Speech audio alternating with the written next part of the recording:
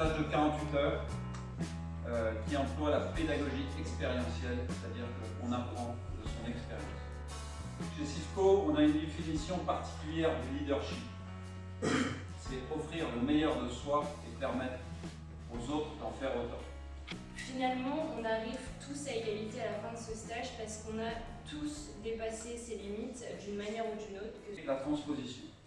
En fin de stage, dans la dernière demi-journée, vous allez décrire comment vous allez mettre en œuvre ce qu'on vous a appris dans votre environnement professionnel ou étudiantin.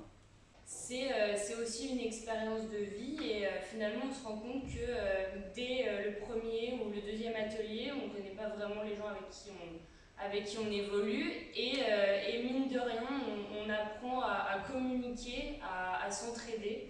Chaque personne du groupe aura sa situation où elle devra être en situation de crise et gérer l'intégralité du groupe. Ça fait quand même quelque chose sur le CV qui est très sympa. Pour ma part, toutes les personnes avec qui je suis partie n'ont vraiment pas regretté d'avoir fait ce stage et sont même revenus vraiment contents.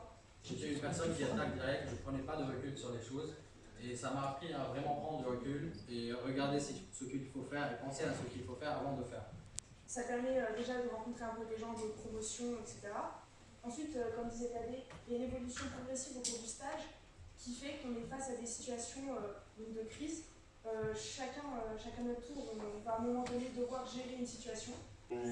Les activités sont assez variées, donc avec un mélange entre intellectuel, je dirais, et physique.